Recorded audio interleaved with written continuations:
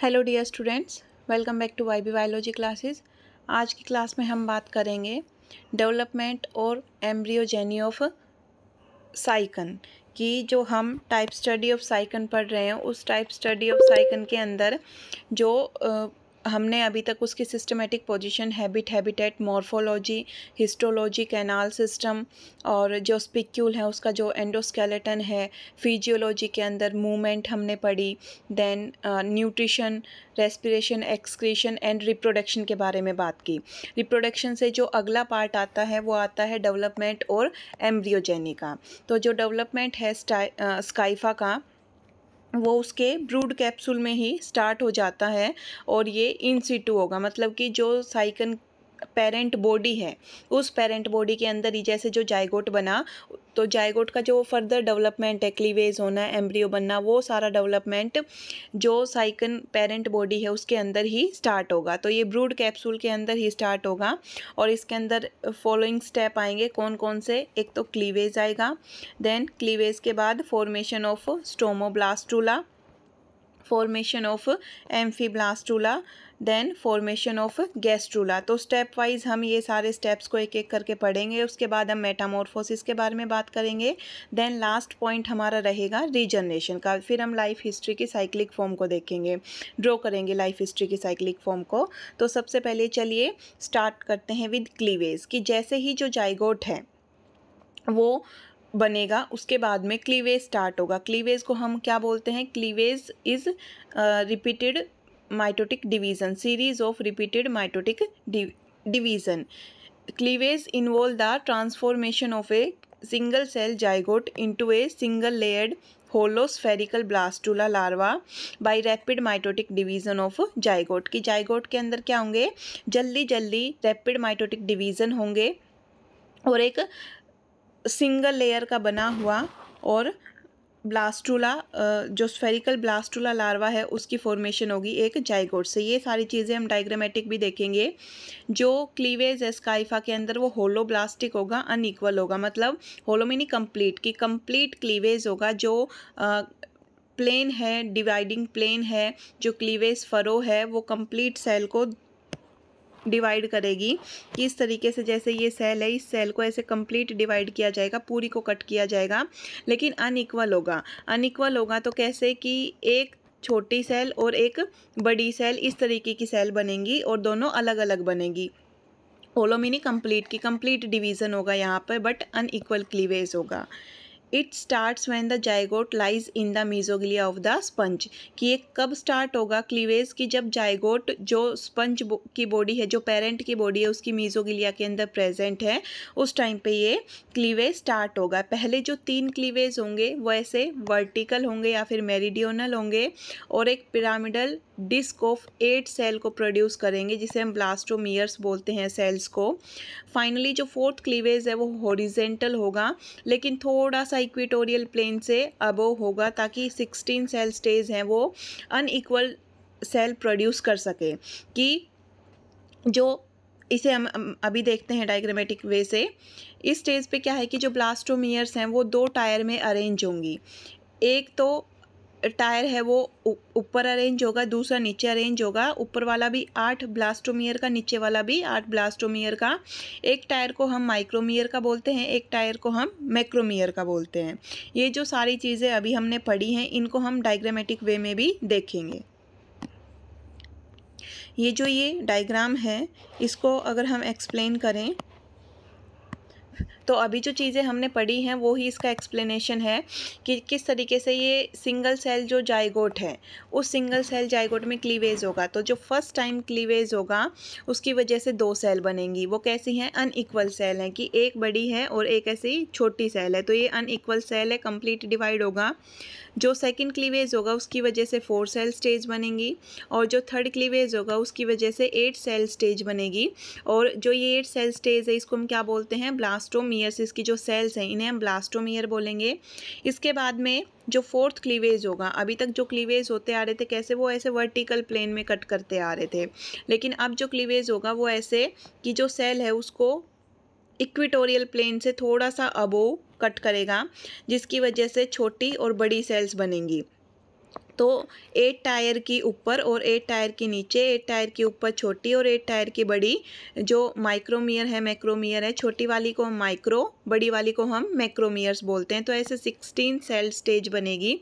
उसके बाद में क्या होगा, जो ये 16 सेल स्टेज है इसके अंदर जो मैक्रोमियर हैं वो डिवाइड नहीं करेंगी। थोड़े टाइम के लिए जो मैक्रोमियर है वो डिवाइड करना बंद कर देंगी, लेकिन जो माइक्रोमियर है वो उनके अंदर रैपिड माइटोटिक डिवीज़न होगा, जल्दी जल्दी से वो माइटोसिस करेंगी और जो माइक्रोमियर है वो अपने नंबर को बढ़ा के इस तरीके से पूरा ऐसा सेल का मास बना लेंगी, सॉलिड मास। और जो ग्रेनुलर मैक्रोमियर है वो अपने नंबर को कांस्टेंट रखेंगी। वो 8 नंबर में है अब भी, उनमें फर्दर डिवीज़न नहीं हुआ है। जो ये स्ट्रक्चर बनेगा इसको हम ब्लास्टुला बोलेंगे और ये हमें ऐसे सरफेस व्यू इसका दिखाई दे रहा है ब्लास्टुला का। देन जो ये ब्लास्टुला है ये फर्दर कन्वर्ट किस में होगा, स्टोमोब्लास्टुला में कन्वर्ट होगा। ये हमें वर्टिकल सेक्शन दिख रहा है स्टोमोब्लास्टुला का। कैसे कि जो ये सारी सेल्स हैं, अंदर जो ये सेल्स हैं ये पेरीफेरी पे आएंगी और ख़ुद को एक सिंगल लेयर के अंदर अरेंज करेंगी और वो जो लेयर है सिंगल लेयर माइक्रोमियर वो फ्लैजिलेटेड सेल्स बनेंगी और बीच में जो कैविटी है इनके वो ब्लास्टोसील कैविटी है। देन जो ग्रेनुलर मैक्रोमियर हैं वो थोड़ा सा स्पेस बनाएंगी बीच में और एक पोर बनाती हैं जिसको नाम क्या दिया जाता है, ब्लास्टोपोर नाम दिया जाएगा। ये जो अब जो स्टोमोब्लास्टुला बना, ये जो स्टोमोब्लास्टुला है ये अपनी पेरेंट बॉडी के ऊपर एज एन पैरासाइट रहेगा। ये क्योंकि आसपास की जो सेल्स हैं उनके ऊपर फीड करेगा। ट्रोफोसाइट या तो इसे खाना देंगी या फिर जो अपने आसपास में जो अमीबोसाइट हैं उनके ऊपर ये फीड करने का काम करेगा।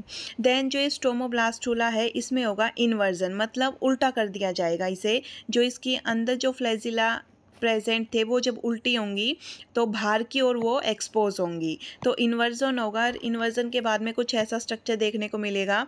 अब इस स्ट्रक्चर में क्या होगा कि मैक्रोमियर और माइक्रोमियर अब दोनों डिवाइड करेंगी। तो इस तरीके से माइक्रोमियर और मैक्रोमियर दोनों डिवाइड करेंगी और जो माइक्रोमियर हैं वो कैसी हैं, फ्लैजिलेटेड हैं और मैक्रोमियर हैं वो ग्रेनुलर हैं।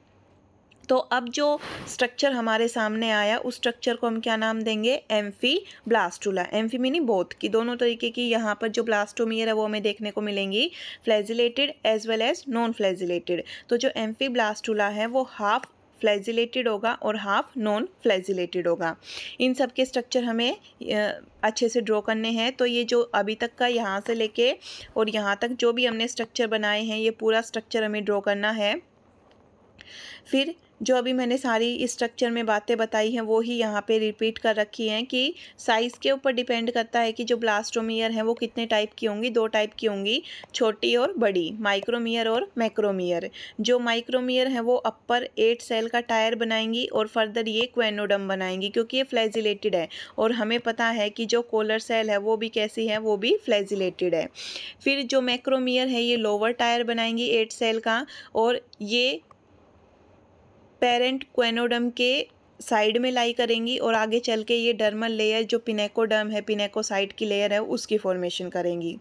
जो मैक्रोमियर है वो थोड़े टाइम के लिए डिवाइड नहीं करेंगी, जबकि जो माइक्रोमियर है वो डिवाइड करेंगी। रैपिड माइटोटिक डिवीज़न होगा, अपने नंबर को इंक्रीज़ करेंगी, कोल्यूमिनार बनेंगी और अंदर की ओर एक फ्लैजिलेटेड कैविटी को बनाएंगी, ब्लास्टोसील कैविटी को सेगमेंटेशन कैविटी भी बोलते हैं इसे। देन एम्ब्रियो है, अब उसे क्या नाम दिया गया है, ब्लास्टुला। तो यहाँ तक की जो स्टेज है, ब्लास्टुला की जो स्टेज है, यहाँ तक की स्टेज को हमने डिफाइन किया है। देन स्टोमोब्लास्टुला कैसे बना कि जो मैक्रोमियर्स हैं वो राउंडेड होंगी, ग्रेनुलर होंगी और ब्लास्टोपोर की फॉर्मेशन करेंगी। जो ब्लास्टोपोर है वो कम्युनिकेट करेगा विद ब्लास्टोसील कैविटी। ब्लास्टोपोर है वो माउथ की तरह एक्ट करता है और ये यूज़ किया जाता है to ingest surrounding amoebocyte for nutrition. Nutrition के लिए कि जो आस पड़ोस की अमीबोसाइट है उन्हें खाया जाएगा थ्रू ब्लास्टोपोर। जो ये फीडिंग ब्लास्टुला लाइक लार्वा है इसको अब हम क्या नाम देंगे, स्टोमोब्लास्टुला नाम देंगे और ये पेरेंट की बॉडी पे एज एन पैरासाइट रहेगा। जो इसकी वॉल हैं वो बहुत सारी स्मॉल इलोंगेटेड फ्लैजिलेटेड माइक्रोमियर्स की बनी हुई है and it's spherical and granular macromere यहाँ है क्योंकि जो मैक्रोमियर है वो अभी तक डिवाइड नहीं हुई है स्टोमोब्लास्टुला में। तो इस तरीके से ये हमें स्टोमोब्लास्टुला का वर्टिकल सेक्शन देखा था हमने। देन हम बात करें फॉर्मेशन ऑफ एम्फीब्लास्टुला।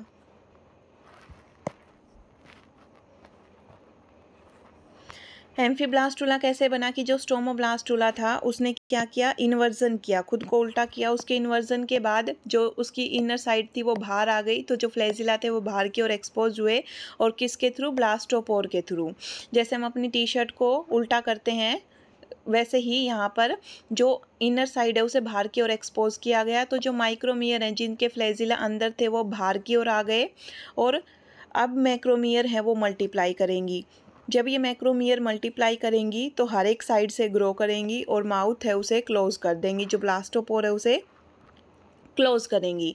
अब जो एम्ब्रियो है वो काफ़ी इलोंगेटेड सा एम्ब्रियो है, और वो रप्चर करेगा ब्रूड कैप्सूल को, और रेडियल कैनाल में उस एम्ब्रियो को रिलीज़ कर दिया जाएगा। फिर वो रेडियल कैनाल से होता हुआ वाटर करंट के साथ एक्सक्रंट कैनाल से होता हुआ स्पॉन्जियोसील से होता हुआ ओस्कुलम से कहाँ जाएगा, बॉडी के बाहर जाएगा। ये जो फ्री स्विमिंग लार्वा है ये मोर और लेस ओवल शेप का है। इसकी जो दीवारें हैं वो हाफ फ्लैजिलेटेड हैं और हाफ नॉन फ्लैजिलेटेड हैं। जो फ्लैजिलेटेड सेल्स हैं वो नैरो माइक्रोमियर की और स्मॉल माइक्रोमियर की बनी हुई हैं, जबकि जो नॉन फ्लैजिलेटेड सेल है वो लार्ज मैक्रोमियर की बनी हुई है। और इस स्ट्रक्चर को हम क्या नाम देते हैं, एम्फीब्लास्टुला। एम्फीब्लास्टुला एक ग्रीक वर्ड है जिसमें एम्फी का मतलब होता है बोथ और ब्लास्टोस का मतलब होता है जर्म, की दो germ layer. It is formed in the development of most of the member of order Calcarea, की जो कैल्सीस्पॉन्जिया या कल्केरिया ऑर्डर है जिसके अंदर स्पिक्यूल कैल्शियम कार्बोनेट के बने हुए हैं, जो हम स्काइफा पढ़ रहे हैं, उसके मोस्ट ऑफ मेंबर के अंदर ये एम्फीब्लास्टुला बनता है। ये फ्रीली सी के अंदर, सी वाटर के अंदर मूव करेगा और अपना जो फ्लैजिलेटेड पोल है उसे आगे की ओर रखेगा, और ये हेल्प करता है डिस्पर्जन में ऑफ सेडेंट्री अडल्ट साइकन, क्योंकि हमें पता है जो अडल्ट है स्पंज का वो कैसा होता है, सेडेंट्री होता है, एक जगह पे फिक्स होता है। तो पेरेंट की बॉडी के पास में कंपटीशन को रोकने के लिए ये डिस्पर्स करेंगे कि एक जगह से दूसरी जगह जाएंगे, ताकि कंपटीशन भी कम हो और इन्हें रिच फूड सप्लाई भी मिल सके, ये आराम से अपने खाने को खा सकें। तो यहाँ जो हमने ये पूरे स्ट्रक्चर पढ़े हैं, ये पूरे स्ट्रक्चर हमने थियोरी में भी डिफ़ाइन किए, और इनका हमने क्या किया है, पूरा डायग्रामेटिक भी इन्हें एक्सप्लेन किया है। देन इसके बाद आता है कि गैस्ट्रुला कैसे बनेगा, गैस्ट्रुलेशन कैसे होगा। जैसे ही ये जो एम्फीब्लास्टुला है ये थोड़ी बहुत देर स्विमिंग करने के बाद और क्या करेगा, अपने जो फ्लैजिलेटेड हाफ है उसको नॉन फ्लैजिलेटेड हाफ मैक्रोमियर से ढक लेगा, कि जो इसकी नॉन फ्लैजिलेटेड मैक्रोमियर है वो बहुत ज़्यादा डिवाइड करेंगी और चारों ओर से फ्लैजिलेटेड सेल्स को ढकेंगी, और जो ये फ्लैजिलेटेड सेल्स है ये अंदर की ओर इन्वेजिनेट होंगी, जिस इन्वेजिनेशन की प्रोसेस के थ्रू ये अंदर की ओर समाती जाएंगी, और जो मैक्रोमियर हैं वो बाहर से इन्हें कवर करती जाएंगी, कि जो जैसे जो मैक्रोमियर्स हैं वो धीरे धीरे डिवाइड करेंगी और ऐसे ये पूरे कवर करती जाएंगी, घेरती जाएंगी, और जो फ्लैजिलेटेड सेल है वो अंदर की ओर ऐसे जाती जाएंगी, इस होलो स्ट्रक्चर के अंदर धंसती जाएंगी।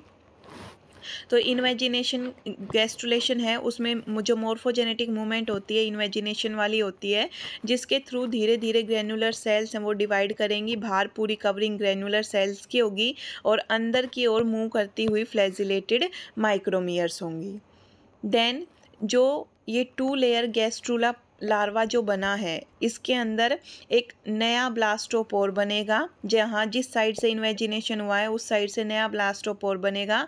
गैस्ट्रुला के अंदर जो आउटर लेयर है वो नॉन फ्लैजिलेटेड और ग्रैनुलर मैक्रोमियर की बनी हुई है, और जो इनर लेयर है वो स्मॉल एंड फ्लैजिलेटेड माइक्रोमियर की बनी हुई है। तो जो गैस्ट्रुलेशन है वो इन्वर्जन के अपोजिट होगा। इन्वर्जन में हमने क्या देखा था, इन्वर्जन के अंदर हमने देखा था कि जो फ्लैजिलेटेड सेल है वो अंदर से बाहर आई थी, और यहाँ पर क्या देखा है हमने कि जो फ्लैजिलेटेड सेल है जो कहाँ थी, यहाँ पर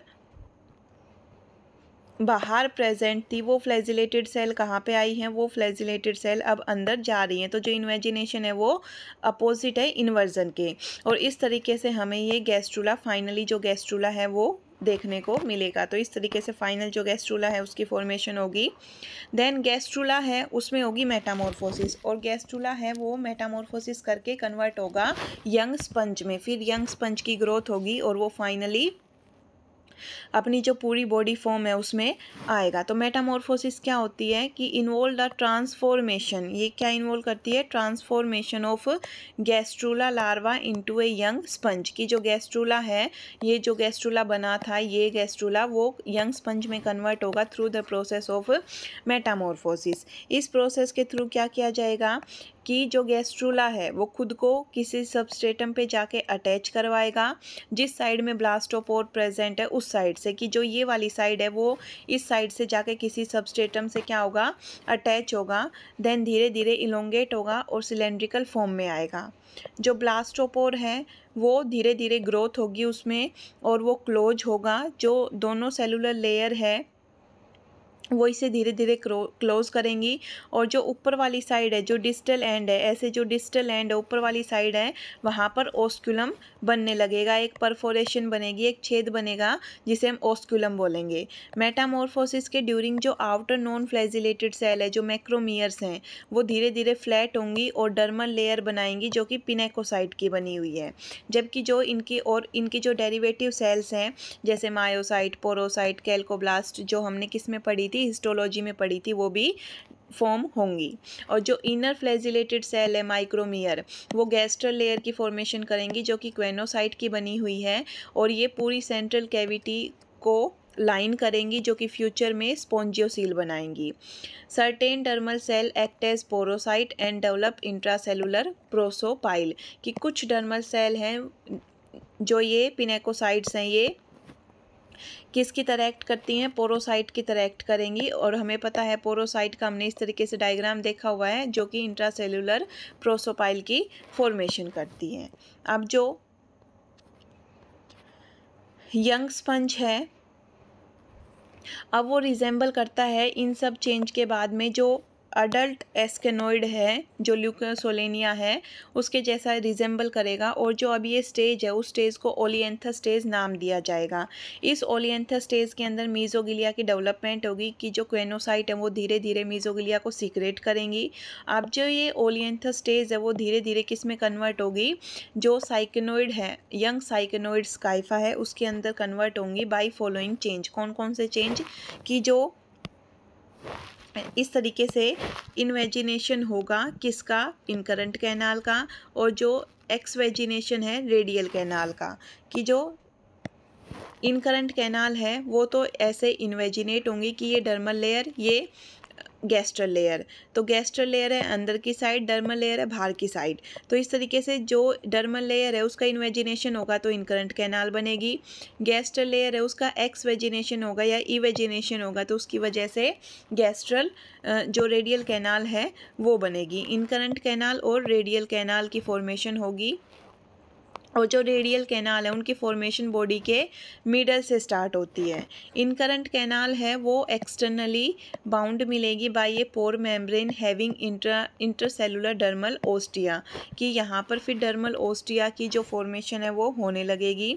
जो क्वेनोसाइट्स हैं वो सिर्फ रेडियल कैनाल में ही रेस्ट्रिक्टेड होंगी, इसके अलावा जो क्वेनोसाइट है वो कहीं नहीं मिलेंगी। स्केलोब्लास्ट और जो दूसरी अमीबोसाइट है वो मीजोगिलिया में डेवलप होने लगेंगी।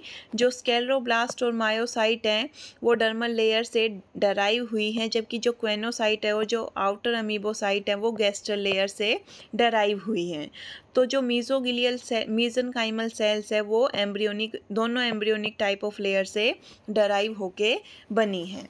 देन हम बात करें, ये है मेटामॉर्फोसिस की कौन कौन से चेंज आए, हमें वो सारे चेंज बताने हैं जो कि अडल्ट साइकन के अंदर प्रेजेंट होने चाहिए, कि कैसे यंग वन है उसमें कौन कौन से चेंज आने चाहिए जिससे वो अडल्ट में कन्वर्ट हो सके। देन हम बात करें रीजनरेशन की, तो रीजनरेशन की पावर है इनके अंदर बहुत हाई होती है। और सबसे पहले जो रीजनरेशन की पावर है उसके बारे में पता किया था एक साइंटिस्ट ने, H.V. विल्सन ने 1903 में सबसे पहले स्पंज के अंदर जो रीजनरेशन की पावर है उसे डिस्कवर किया था। और इनके अंदर जो रीजनरेशन है वो मोर्फोलेक्सिस टाइप ऑफ रीजनरेशन होता है, मतलब कि इनका छोटे से छोटा सेगमेंट है, जो फ्रेगमेंट है स्पंज का, वो कैपेसिटी रखता है, अगर उसे सूटेबल एनवायरनमेंट मिले तो वो कंप्लीट इंडिविजुअल में कन्वर्ट हो सकता है, कि छोटे से छोटा सेगमेंट है वो पूरा के पूरा कंप्लीट स्पंज की फॉर्मेशन कर सकता है अगर उसे सूटेबल एनवायरनमेंट मिले तो। इस टाइप के रीजनरेशन को हम क्या बोलते हैं? मोर्फोलेक्सिस टाइप ऑफ रीजनरेशन। एच.वी. विल्सन ने 1907 में ये रिपोर्ट किया था, अगर आप स्काइफा की बॉडी को बिल्कुल डिसोसिएट कर दो, उसकी सेल अलग कर दो, उसकी इंडिविजुअल सेल को अलग कर दो और उसे सिल्क के क्लॉथ में से फिल्टर कर दो, फिर भी थोड़ी देर बाद आप ये नोट करोगे कि जो उसकी हर एक सेल है उसमें अमीबॉइड मूवमेंट होगी और वो आपस में एग्रीगेट करेंगी, आपस में एग्रीगेट करके एक सेल मास बनाएंगी और धीरे धीरे जो वो सेल मास है वो डेवलप होगा स्मॉल फंक्शनल स्पंज के अंदर। और जो ये रीजनरेशन है वो स्पीसीज स्पेसिफिक मैनर में होगा, कि एक जो स्पंज की स्पीसीज़ है वो सिर्फ अपनी सेल को ही एग्रीगेट करेंगी, दूसरे स्पंज की स्पीसीज़ के साथ में एग्रीगेट नहीं होंगी। क्यों? क्योंकि उनकी जो मेम्ब्रेन है, उनकी जो प्लाज्मा मेम्ब्रेन है उसके ऊपर कुछ बायोकेमिकल कॉम्पेटिबिलिटी फैक्टर्स प्रेजेंट होते हैं, कुछ केमिकल प्रेजेंट होते हैं जिनकी वजह से एक स्पीसीज़ की सेल सिर्फ अपनी स्पीसीज़ के मेंबर को ही पहचान सकती है, वो दूसरे स्पीसीज़ के मेंबर को पहचान नहीं सकती, जिस वजह से जो सेल्स हैं वो आपस में कॉम्पेटिबिलिटी शो करने की वजह से सेम स्पीसीज़ की सेल हैं वो आपस में एग्रीगेट करेंगी, सेल मास बनाएंगी और एक स्मॉल फंक्शनल स्पंज की फॉर्मेशन करेंगी।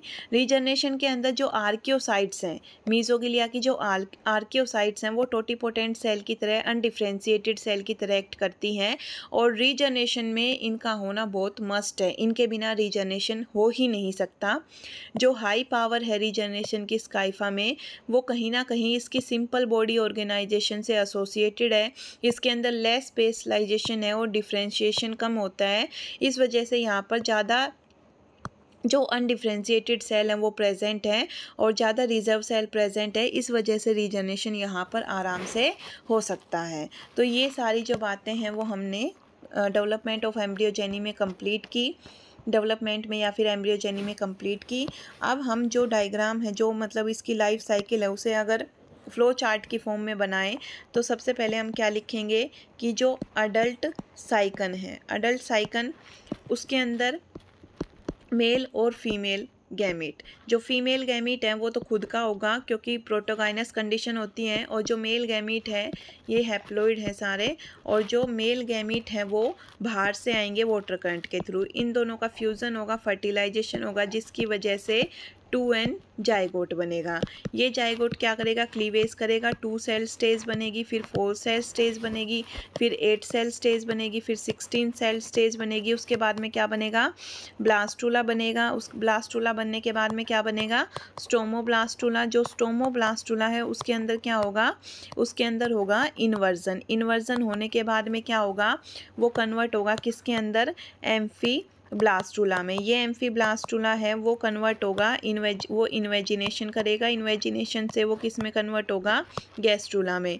और जो ये गैस्ट्रूला है वो जाके सबस्ट्रेटम से अटैच होगा, और अटैच होने के बाद ये करता है पहले ये क्या होगा? अटैच होगा किसी सबस्ट्रेटम से, वहाँ जाके ये क्या करेगा? ग्रोथ करेगा, और ग्रोथ करने के बाद में वो किस में कन्वर्ट होगा? अडल्ट साइकन में कन्वर्ट होगा। तो यहाँ पर जो सिर्फ जो गैमीट वाली जो फॉर्म है वो हैप्लॉइड है, बाकी ये पूरी लाइफ साइकिल कैसी है? डिप्लॉइड है, कि यहाँ पर हुई है मियोसिस और बाकी जो सारी जगह है वहाँ पर क्या हुई है? माइटोसिस। हर जगह माइटोसिस होगी, तो पूरी जो साइकिल है वो डिप्लॉइड है। सिर्फ जो गैमीट्स हैं वो कैसे होते हैं? हैप्लॉइड होते हैं। कि जो अडल्ट साइकन का यहाँ ऐसे हम डायग्राम बनाएंगे जो हमने मोर्फोलॉजी के अंदर बनाया था, ऐसे अडल्ट साइकन का डायग्राम बना के उसे सबस्ट्रेटम से ऐसे अटैच करके फिर उसके अंदर मेल और फीमेल गैमेट दिखाएंगे, उनका फ्यूज़न होगा, जाइगोट बनेगा, फिर 2 cell stage, 4, 8, 16 cell stage cleavage की वजह से बनेंगे, first cleavage, second cleavage, third, fourth cleavage ऐसे। फिर ब्लास्टूला बनेगा, स्टोमोब्लास्टूला जो कि फीडिंग स्टेज है, पैरासाइटिक फॉर्म है। इन्वर्जन के बाद उसमें एम्फीब्लास्टूला बनेगा, उसमें इन्वेजिनेशन होगा, गैस्ट्रूला बनेगा, गैस्ट्रूला जाके अटैच होगा सबस्ट्रेटम से, उसमें ग्रोथ होगी और वो ग्रोथ करने के बाद अडल्ट साइकन बनेगा। तो इस तरीके से इसकी ये पूरी लाइफ साइकिल हमें ड्रॉ करनी है और ऐसे लिखनी भी है, और एक एक डायग्राम जो अभी हमने ऊपर बनाए हैं उन डायग्राम को देख के ये पूरे डायग्राम हमें ड्रॉ करने हैं। तो आई होप आपको ये सारी चीज़ें समझ में आई होंगी। ये पूरा जो डेवलपमेंट और एम्ब्रियोजेनी है पूरा कंप्लीट आपको समझ में आया होगा। और इसी के साथ में हमने 3 पार्ट के अंदर टाइप स्टडी ऑफ साइकिन को कंप्लीट किया। Thank you for watching my videos.